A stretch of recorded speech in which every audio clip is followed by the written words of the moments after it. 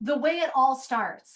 Every route plan starts with putting it on your calendar. We live in this day and age where it's like if there's any spare time, nature abhors a vacuum and it just fills it up with all kinds of events, all kinds of have to do sorts of things. And so, step one is make that non negotiable contract with yourself where you are blocking a day, 2 days, a long weekend, a week, a month, whatever it is. Put it on your calendar and make sure that during that time you hold that contract with yourself to get out and do a ride. It doesn't even have to be the ride that you diligently plan over the course of the evening with me tonight. It can be any sort of ride, but put it on your calendar, make it a non negotiable. No saying you got to go to the grocery store, pick up the kids, and feed the wifey on that night. All right. It's really important that you stick to your guns on this, make the time, and make it happen. So, when it comes to route planning, what's most important is that you tailor the ride to the rider. All right. If you're like a level 10 ripper, and you might get bored on just like level 1 dirt. If you're level 1 dirt, don't throw yourself into every BDR expert section that you trace out on your mapping app. All right. You really want to make sure that you're tailoring the ride to your needs. And so, where that starts for me is, am I traveling solo or am I going with friends? Am I going with a group? And when you travel solo, so much of what I talk about tonight is going to be geared towards that solo travel because that's what I'm up against right now for the summer. Not up against, but looking forward to. But when you think about solo travel, it takes risk management to a different level. It takes pace and preferences to a different level. I don't have to ask you where you want to go if I'm traveling by myself, but I do need to know that my risk management and having my own back there out there is going to be a much sharper stick that I need to make sure that I'm managing. So make sure that you're taking into consideration, if you are riding with a group, who you're traveling with. Do you get along with them? Do you have similar riding skills, similar riding styles? Are your intentions moving in the same direction, right? If I want to go 50 miles a day and stop and smell the roses, and my riding partner wants to do 250 miles a day and just haul behind from sunup till sunset, might not be a great compatibility. All right. So take that into consideration. If you're riding solo, make sure that you have your own back and then you have backups to your backups when it comes to safety first. All right. And then we're riding to our experience level. That's super important. And for everybody out there who might be thinking about planning their first trip, doing their first adventure trip, I mean, let me know in the comments over there. Oh, also, I forgot to mention, has anybody mentioned how you get to win the maps tonight? Did I say that? Did anybody put it in the chat? You ladies don't even know how to win all the cool prizes tonight. Okay, here's what you got to do.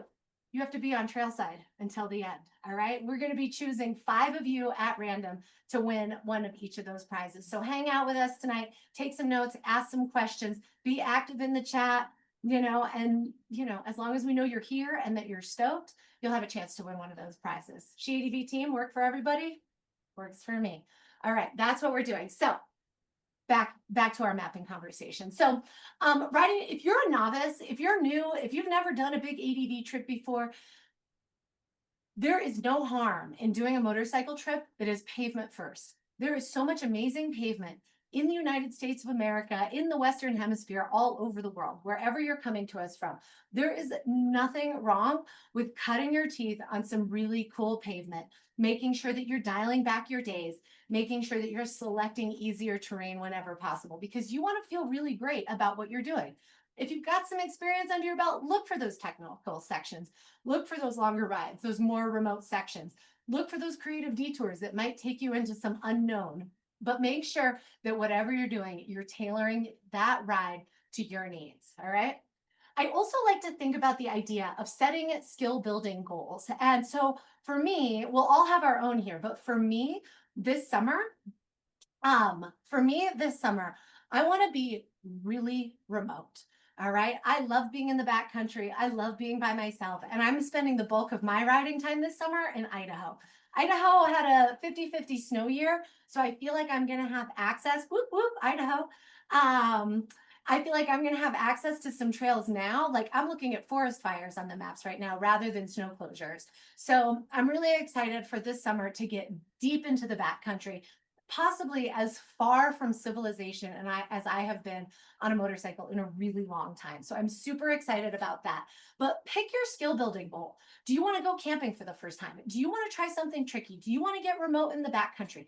Do you want to really feel like you're a champion on like big old groomer dirt roads?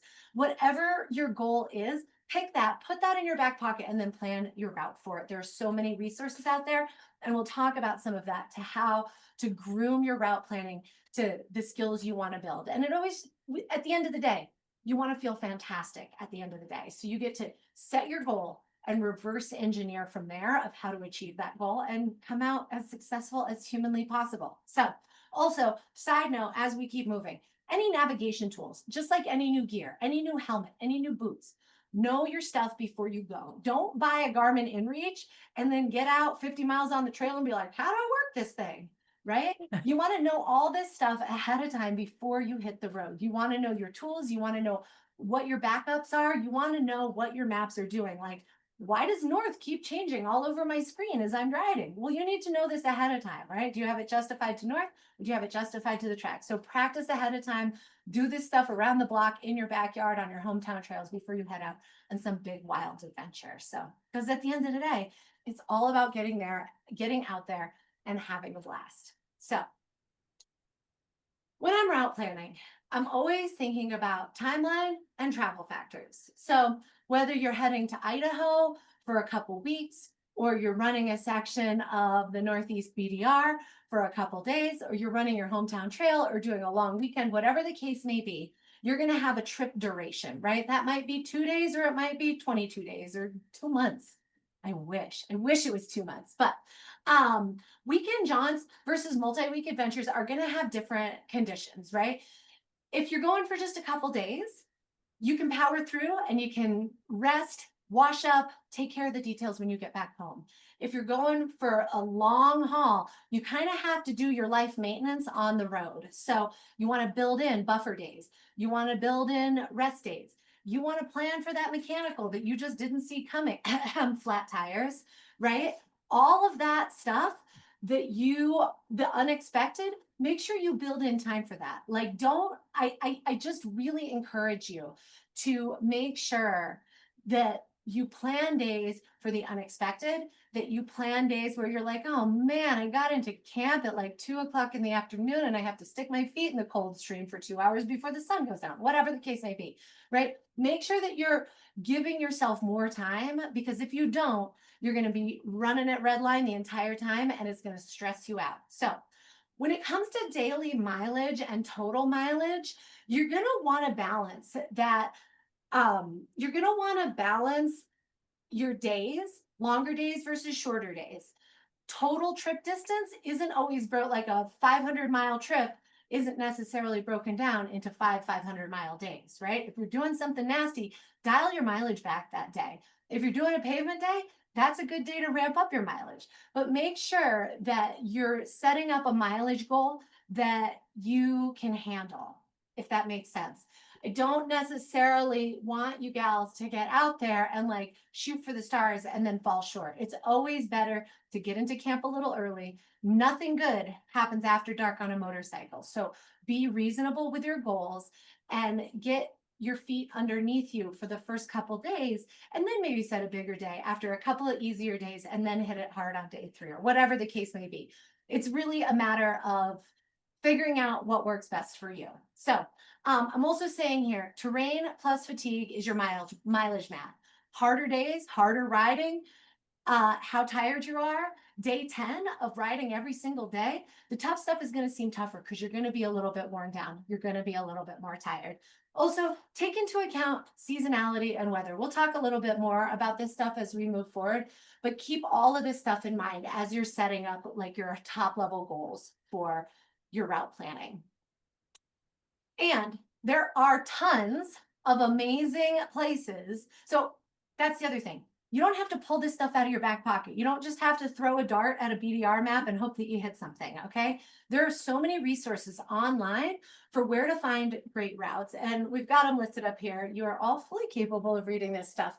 But of course, backcountry discovery routes. Shal's going to dive into that a little bit right after this, but there's also the Transatlantic Trail. I use Onyx Off-Road because it's got great map overlays. It's a really good tool for route discovery, and it has all these different public land layers. So am I in Forest Service or am I in BLM? Am I on private land with an easement that I can pass through? Or is there a big gate that says no motorized traffic through here, right? So any of these online tools are going to give you that. Those Butler maps, we're giving a couple of those away tonight. Those are great resources. Butler, if you're not familiar with them, they make these beautiful motorcycle maps, and like they highlight all the best roads in either gold, red, or orange. So you can just pick and choose like the creme de la creme of motorcycle roads. They've got them for pavement all across the US, and they're rolling out a bunch of them on dirt as well. So that's my summer project, is to hit a bunch of those Butler Maps Adventure One roads in Idaho this summer. So there's also tons of other online resources: REVER, Gaia, Overland Trail Guides, and Trails Off-Road. So with all this stuff, with Onyx, with Overland Trail Guides, with Trails Off-Road, they're going to give you some kind of a rating system, okay? That rating system was designed by some guy named Steve in a Jeep with 37-inch wheels, okay? It was not designed by a woman alone on a fully loaded adventure bike, okay? So if they're like, this is a level 10 out of 10, that's probably not something that you want to tackle on your adventure bike, right? If somebody's like, oh, this is easy peasy in my Jeep, well, maybe he's going through axle deep sand on your GS, and it's a completely different scenario. So anytime you see a rating system, anytime you see some kind of like, this trail is X level hard, do your homework, double, triple check, make sure you're cross-referencing as much as possible, because like all things adventure, trails change from day to day, right? One rainstorm, one snowstorm, and now your level 1-2 trail has gone to a level 5-6, right? And like, just for me personally, when I'm alone and I'm looking at Onyx because they rate all the trails, I will rarely tackle anything over a 3, because it's it's Jeeps with big wheels rock crawling, right? And I'm not trying to do that on my fully loaded bike. So you got lots of options. And so all of those online resources, you can generally cross-reference them with forum groups, group discussions. ADV Rider, BDR Great has great Facebook groups. Oh, SheADV has a really great Facebook community group too, where you can jump in and ask questions. So do your research, do your cross-checking, make sure that when you're planning your routes and you get out there, you've got all kinds of great resources and that you're operating on accurate information. All right, I'll turn it over to Shal to talk about BDR, one of our favorite resources. Yes. So as many of you know, I'm a big fan of BDRs, right? I like to get out into the backcountry. Now, I'm not going to spend a ton of time about what BDR is. We had a presentation last month on that subject, but if anybody's here that isn't familiar with the BDRs, please let us know, send us an email, whatever. We could reach out and give you more information. But in general, like, so Eva's been talking about riding solo a lot this summer because of her agenda and things that, where places she's got to be, right? I'm definitely a fan, and sometimes I ride solo too, but when it comes to the backcountry, and of course, being a motorcycle safety instructor, I'm going to encourage people, find riders that ride similarly, you have similar goals, and it's definitely best to travel in numbers, right? Um, so now on the BDRs, what I love about this map here is that we're looking at full routes, which start at the south end of, a state and then goes to the north, right? So they're usually a good, 7 to 10 days. They are designed usually for the intermediate and better rider on a fully loaded GS or any adventure bike, right? So that's what they're really designed for. We got a slide coming up that kind of gives you an idea of some of the little bit easier routes that we'll encourage you to hit if you're just getting started. And here we go. So I would take a screenshot of this, you guys, if you can. So we've kind of listed them easy to hard. And again, we're don't hold us to this, but in general, when conditions are the best that they are, this is a good order to, have in mind. Um, so yeah, just kind of keep that in mind. The BDRXs are the smaller routes, they're loops. Those are awesome. I'm excited that they're coming out because they're getting peppered all over the states. So they're more of a 2-3 day route versus a full week. So maybe you start with a BDRX. And again, those are listed in order of difficulty. So to kind of give you an idea of how to get your feet wet on that. What else can I say about all this stuff? I wanted to point you guys to the Ride BDR website. Tons of resources on that website. The GPS tracks that are for free, you get there. Poke around on their interactive digital map, because if you say you want to do a section or two, you could poke around on the map itself, kind of like you're seeing a screenshot of that. It will give you like elevation and more information, so you could kind of plan your routes a little bit better by poking around and getting more familiar with the route. Of course, I'm going to suggest that you get a hard copy, the Butler map,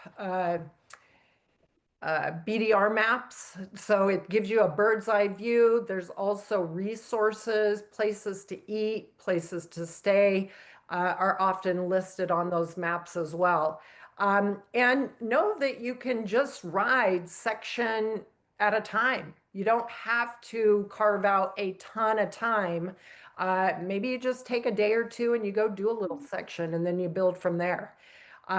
Definitely reach out to the SheADV community page that we've got on Facebook to start creating groups, as well as our heat map, right? Those are two great resources that you ladies can start connecting and building your groups that you could go out and do these routes together, right?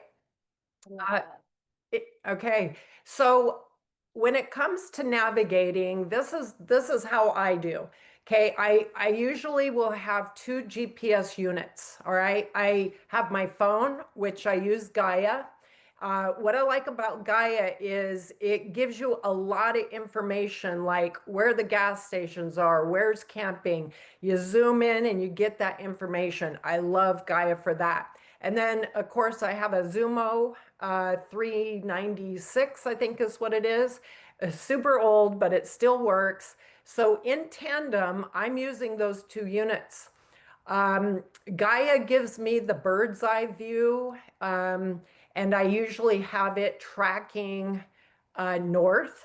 And then I use my Garmin to zoom in, and I go as close as 800 feet, because oftentimes there's tracks going everywhere. You really don't know unless you're zoomed in on which direction to go. So I like that one to be zoomed in at 800 feet, and then I have it tracking track up. So I've got one tracking north up and the other tracking track up. That I find easier to navigate with because I don't have to think about it. I'm just following the track up. So that's why I use two units. Another reason I use two is I want to have a backup. If one fails, and it has happened to me before, then I know I am not going to be lost trying to navigate by a map, because the maps are not going to help unless you get a regional map that's more detailed, of course, right? I'm talking about the Butler maps. You cannot navigate a BDR with those maps. So anyway, there's still a great resource to get that bird's eye view as well. Now, I love the Butler map G1 maps. I've I can't even tell you how many states I have, but I'm currently also building, just like Eva mentioned. I've got about a month of traveling to do, and I am determined to hit Butler map routes or roads. So you see a screenshot, that middle, that is a screenshot of Southern California, and I am zigzagging my way to Washington. So I use REVER for that. And the reason I like REVER is because it has many of the Butler highlighted routes, the G1, the yellow, the red, the orange routes. Those are already in REVER. And so you can pull that up. It's easier to build your routes on the computer. And you can connect those dots using REVER. And again, all these they have their nuances, right? Sometimes I'm pulling out my hair when I'm trying to build my routes, but zoom in and carefully build your routes from REVER. And then it's easy peasy to download the GPS track that you then can get to your Garmin or even Gaia, right? I do not tend to use REVER as a navigation. I just build the GPS tracks and then I move it to my devices or my other apps. Awesome. That's interesting, Shal. So, because for me, one of the things, and like I said, it's like pick your poison. What do you Pick want? your You want to poison. run Rever? You want to run Onyx? You want to run Gaia? You want like 7 different devices doing 7 different? Awesome. Yep. Awesome. So cool. Whatever it is. That's interesting because I use Onyx to navigate as well, but I'll talk a little bit more about that. But before I dive into my route planning process, a couple of housekeeping tips. This is a safe space. We want to make sure that this is a women's group, that people feel comfortable. If you have your cameras off and we've reached out to you and you've not responded, typically what we do is we remove you. Okay, so there's a chat running. If we reach out to you and we're like, hey, let's make sure we have cameras off. I don't need to see you cook dinner or pick your nose or anything like that, but we just want to make sure that this is an all women space and that everybody here is part of the She ADD community. So that, and then also that chat, rockin'. I've seen some really amazing questions in there. I really want people to be active in there because that's how we're going to pick you to be winners. All right. So stay in there, say hey, drop a map emoji, whatever you want to do. Stay active in that chat. Don't flood it with nonsense, but we want to make sure that you're here, that you're a part of this, and that we can throw your name in the hat to win something amazing. So without further ado, I'm going to tell you how I plan a route. Now, you pick and choose. I only know one way. I only know how I do it. So take this, spin it up in your own way, do whatever you want with it, and then make it your very own process. So I always start with an overall mission. And for me, I have my sights set on Idaho, and I got my sights set on deep, deep backcountry. And when you're thinking about a mission, that mission can be whatever you want. Like we talked about earlier, do I want it to be technical? Do I want it to be remote? Do I want it to be historic? Do I want it to be scenic? Do I want to ride a section of Route 66 or the $1 Million Highway in Colorado? Whatever. Pick your mission and build your route around that, right? It can be technical, it can be remote, whatever. There's no wrong mission whatsoever. So for me, my mission this summer is to hit the best of the new backcountry routes that Butler Map has charted out in this map and ride them and create a bunch of content around it and just have a rock star summer. So when I'm looking at that, so if you look at this picture, this is direct from my kitchen table. It looks pretty much like that right now. I've got a bunch of stuff going on. I've got my Butler maps laid out all over the table. I've got Onyx on my one tablet, and then I have Google Maps on the other tablet. And what I'm doing here is I'm building anchor points. So these are kind of like the pins that I'm putting in the map that I want to bounce from one to the next. And I'm going to have more anchor points than I will likely hit.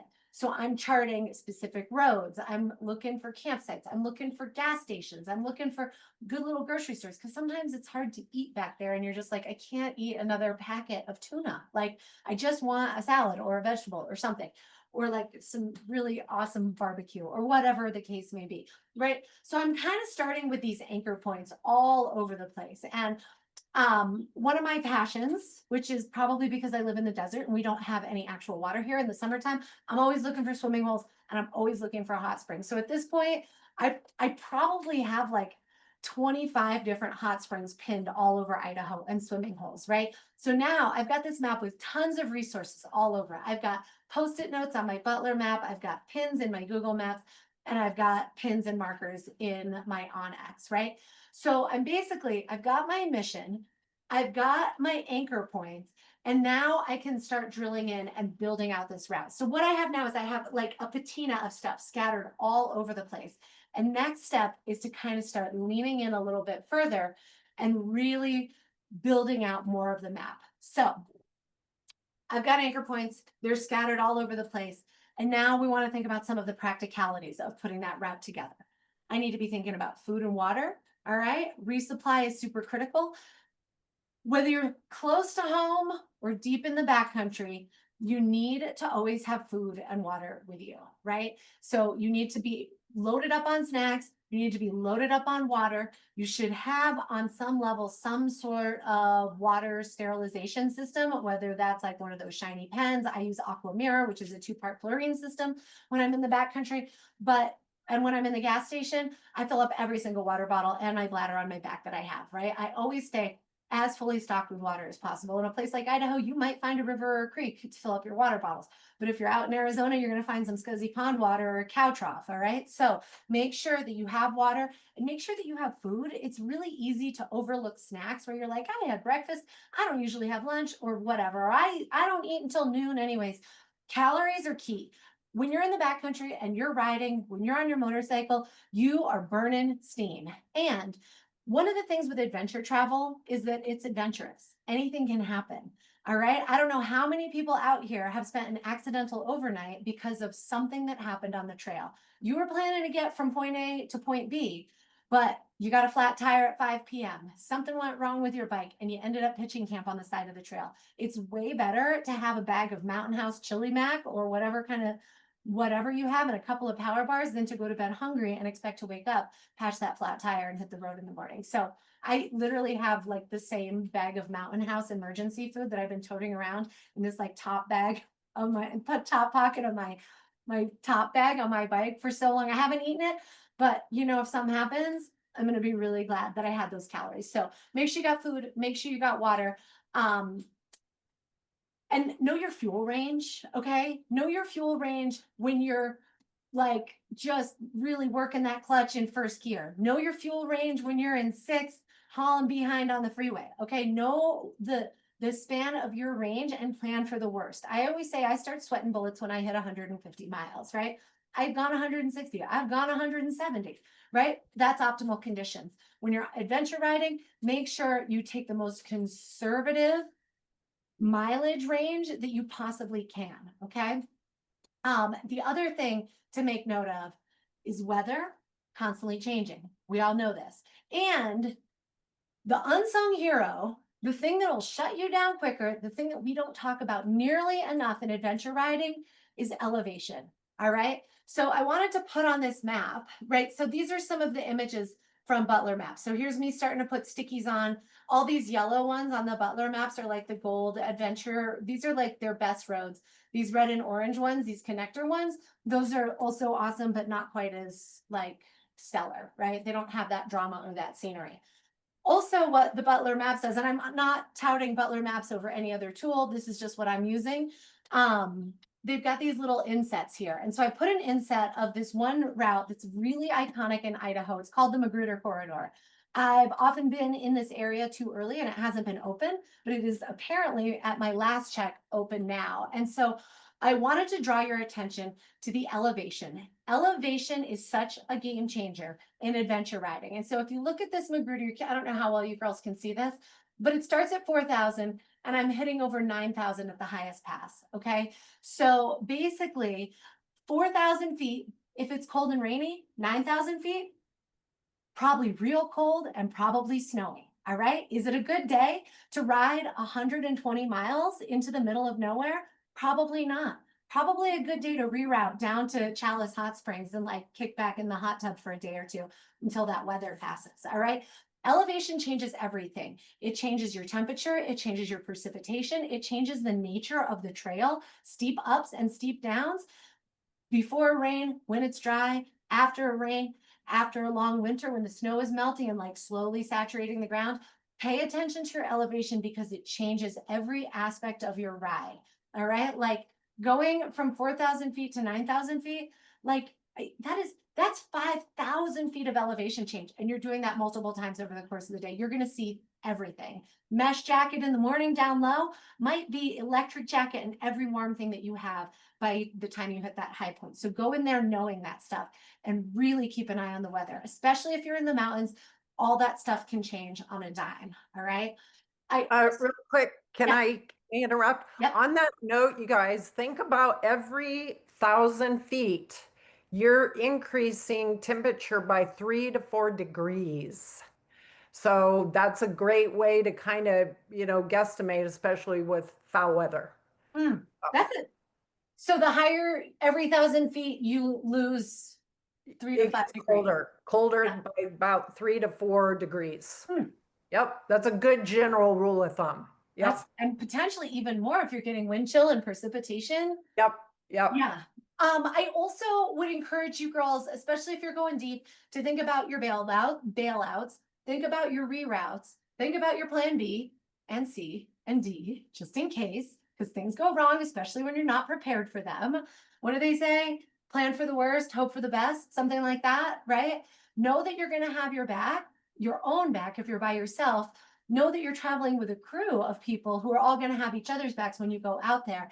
And know that at some point on every route, there is a point of no return, right? So if I have a 150-mile range, once I hit 75 miles away from that gas station, every mile beyond that, I'm not making it back to a gas station and I'm not getting to the next gas station without running out of fuel.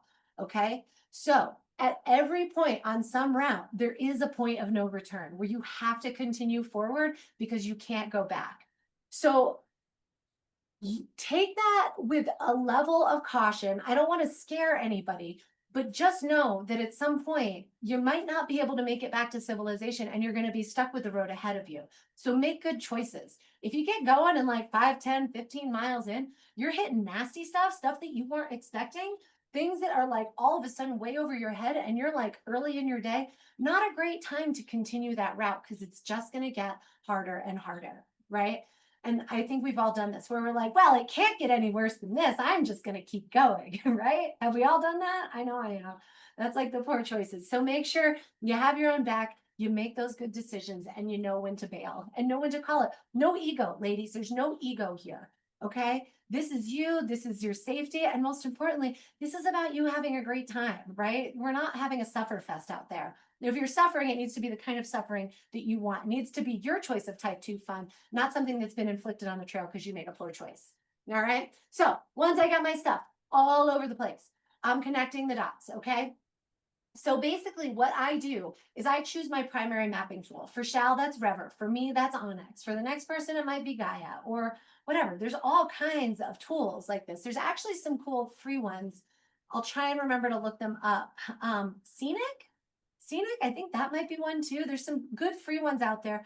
And Google Maps. There's nothing wrong with Google Maps. No harm. You're not going to get the nitty-gritty of detail in there, but if you're doing a simple route on known roads, you can totally use Google Maps. So, but what I do is I dump everything into Onyx. And so the big map screen is this over here on my tablet. And then as I start plotting, it looks like this. So I'm pulling all my hot springs that I found in Google Maps and putting them in Onyx. I'm taking all the Post-it notes that I stuck on Butler and I'm putting them in Onyx because what I'm doing is I'm working towards building a comprehensive GPS track for this entire ride. And ladies, it might be worth mentioning that if you're interested in like a how-to on REVER or a how-to on Onyx, I would assume that somebody in our crew has like severe Gaia knowledge that they could share too. Like, let us know because there's no reason why we couldn't do a breakout, especially for those of you who are part of the SheADV supporter program. Like we're doing these online coaching things. So yeah, so it could be a good opportunity for you to jump in on that too, if that's something that you're interested in. Okay, so putting everything in here, and then I'm diving into the back end of Onyx Off-Road. and I'm building my route. So I don't know how well you can see this, but this is their route builder tool. I'm starting with this pin here, and they have this really cool like drag tool. Shall I bet REVER has something like this too? You kind of just drag and it snaps to route. So I'm following this first forest road down south out of the map. I'm picking a color so that it pops out easily on my screen. And basically, I'm just tracing the route that I want to do. You'll have to go in and make connections between one place to the next. I'm putting pins in if I want to remember a hot spring. I'm putting pins in if there's like, hey, there's no gas here. Make sure you fill up before whatever. I'm putting dots all over the map. But basically, that's how you build your route. And I can talk more about this on another call because I don't want this to be all about how to use Onyx. So, yeah, but that's basically it. Now, I've got this long red line, and a lot of times if I'm doing a bunch of days, like I'll make a red line for day one, I'll make a blue line for day two, I'll make a purple line for day three, right? So I know which day I'm on. So when I look at my map, instantly I can tell what route I'm on. All right. Now you've got this whole thing. You've basically created the most beautiful route of your entire life, and you're ready to export it and you're ready to share it. All right. This is about you being functional and competent in the backcountry, but it's also about safety. So you're going to export your GPX files. You're going to download your offline maps. So even when you have no cell service, you have robust details about the area in question. So on like Onyx, you can do like wide, medium, or close, right? The close is going to get you really in nitty gritty, which is really critical if you're making tight turns on different roads, like, oh, I need to really work my way through this section. But download your offline maps so they're on your phone, because you're not going to have cell service out there 9 times out of 10. So make sure you have that stuff. And then you can share those tracks with your friends, with your riding partners. You can put them in Google Maps. All right, here's the same route starting at my house. This is like section 1 of the BDR looping back to my house. Here it is on Google Maps, and here it not is on Onyx. I guess I missed that section of the screen. So same deal, like the tool works in multiple platforms. If I built a GPX file in Onyx and I sent it to Shal, she can open it in REVER. Erin can open it in Gaia, right? Ina can open it in Garmin Basecamp and run it on her GPS, right? We can all do something different, and you can share those with your friends and your partners and your emergency contacts. I'll also mark my paper maps. I'll take screenshots. I'll add everything into Google Maps, just save it in Google My Maps, and now you can pull up your same route in Google Maps as you can in your navigation device, which is just really cool. And then you're going to want to switch tools depending on what you need. If I'm like, listen, I'm about to slab it from point A to point B, I just open up Google and I let it get me there. It's not an issue, right? But if I'm working on the finer points of following a bunch of forest roads to the middle of nowhere, then I've got my navigation system running, and that's what I'm following. Yeah, keep doing your research. It's really important. Things change up until the very last moment. You think bluebird day, dry roads, and then all of a sudden you wake up in the morning and it snowed 2 inches, right? Pay attention to weather. It changes things. Roads get closed all the time. Roads get rerouted. Private land pops up. All kinds of things. So make sure you're doing research. Make sure you're doing research, and yeah, make sure you're doing research right up until the time. And then once you've done that, just start getting excited for your ride. Other things to take into consideration. I just had a question pop up over here looking for fires. Onyx has an active wildfire layer. I personally use a site called IncineWeb, which is really accurate, really up to date, and has wildfires all over the place. That's where I find like the earliest reporting of wildfire closures are. And in this day and age, yeah, you're watching out for fire as much as you are for rain. All right. So that's basically the nuts and bolts. I've definitely been seeing the chat blowing up a whole bunch. I'm going to dive into that a little bit more. But so if you have any last minute questions, we've got some time so we can dive into some of that stuff. But yeah, route planning is amazing. When you're looking at a map of a paper map of Idaho versus looking at a zoomed in screen, you're going to realize that you're looking at a bunch of different scales, right? You're looking at like a very general map when you're looking at it on paper. And then when you zoom all the way in 1 to 5,000 or something along those lines, basically you're going to have very different perspectives. And then that is going to be very different once you actually get out on the trail. So keep scale in mind. It's a big, wide world out there, and 50 miles can be really far. 100 miles can be really far.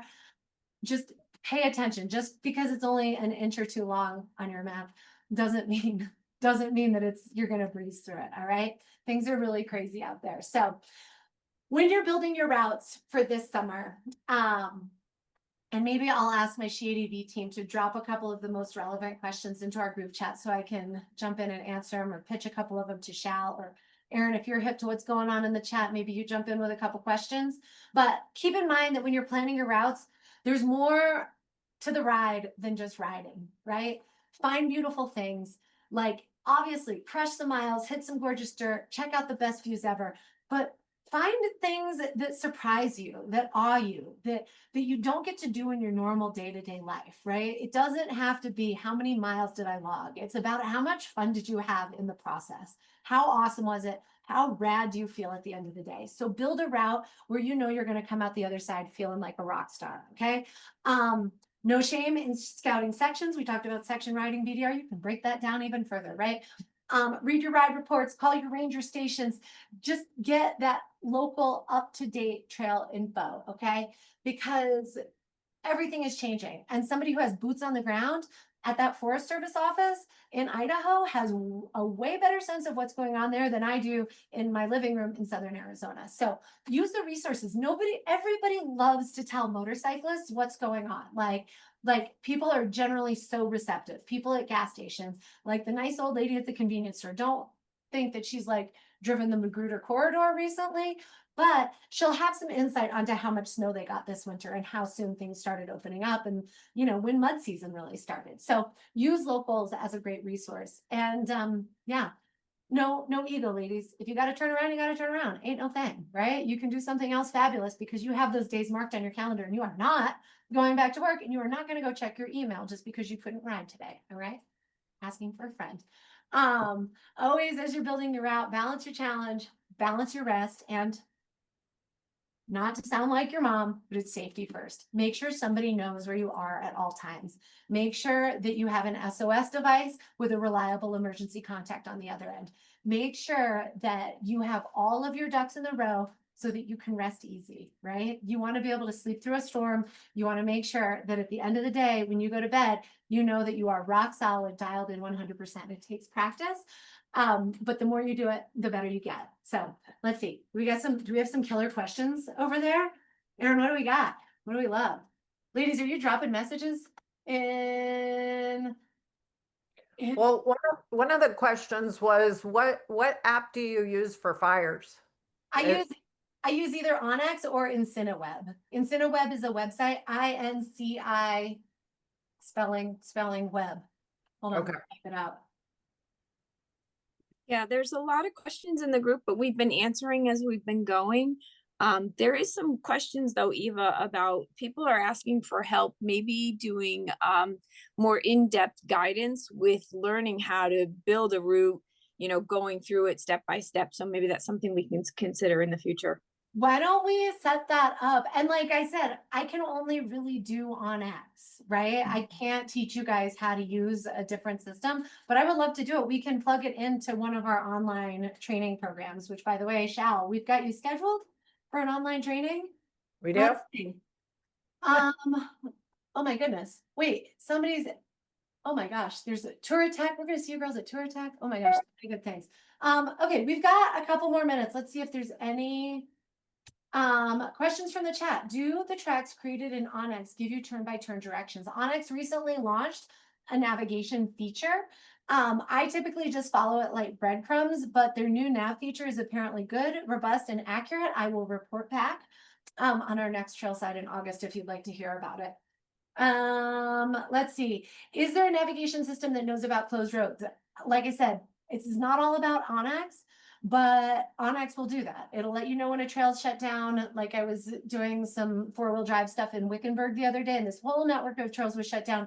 Big red closures all over it. So, yeah, so a lot of these systems are up to date, updated regularly by community members and by Forest Service. So, let's see. Has anyone used AI to help plan a route? I saw this pop in earlier. This is a really interesting question. I don't know if you guys have been talking about it in the chat, but The AI thing is really interesting. I asked ChatGPT when I was in Baja, like, hey, can you suggest some really great ADV roads in Baja? I got some ringers. It did a couple that were already on my radar, and it gave me a couple that I had not ridden before. So I was super excited about that. Mm. All right, we got a couple in here. Question from chat. What do you use to secure nav system to handlebars? That's also a personal preference. Shal, what do you use? I've got quad lock on my phone for that kind of stuff. And then I would use a RAM mount for my regular GPS as well. Yeah, I went to Peak Design. It is much more user-friendly than some of the other things out there. It's a one-handed, take it off and put it on. It's so easy to use. I love it. Let's see. That's awesome. Yeah, there's a bunch of different systems out there. There's a SP Connect, there's Quad Lock, any of those. You kind of just, I don't know, you kind of just have to pick your system and go with it. Like at this point, it's like your mapping software. Like at some point, you're going to have such a robust collection of tracks in your mapping software. And like you're going to have such a robust collection of accessories for your phone or device mounts that you kind of end up becoming loyal to that system. All right. I think we have time for like maybe one more question. Shal, have you seen anything super cool come through the chat that we absolutely have to address? Or do you want to make mention of anything that we haven't had a chance to go over yet? There's been a lot of questions. There is so many questions because that's how you win maps. But I love all these questions because we can capture these and make them into blog posts. So I don't know if one of the questions was a packing list. We used to have a packing list on the website. Do we still have that? I don't know that we do, but BDR has one, and we BDR can link does, that yep. out with our follow-up email. Yeah. Okay, I'm just gonna take this last one because it's on my screen. What is backroad etiquette on these bigger roads? I only know single track etiquette, and I'm curious if it's different. It's just slow, stop or slow, pull off to one side, or wait for someone to pass and then go. And if there are horses, cut the moto. I mean, backroad etiquette, I feel like kind of it does change depending on if you're on single track, if you're on forest roads. Obviously, if you're on motorized vehicle roads, you follow the normal like road rules, right? Very often, if it's a bigger forest road, there's a posted speed limit, or an assigned speed limit to that region. If somebody's on your behind and really wants you to like move or do something, let them go, right? Nothing will make me madder faster than someone riding my butt. So, yeah, as far as etiquette goes, I think 9 times out of 10, it's common courtesy, but whether everyone else is practicing that in addition to you is, 6 of one, half dozen of another. I feel like I could always launch into a spiel about side-by-sides and education and community education. But, we're getting there little by little. So if you have side-by-side friends, make them aware of the needs and risks of having motorcyclists on the same trail.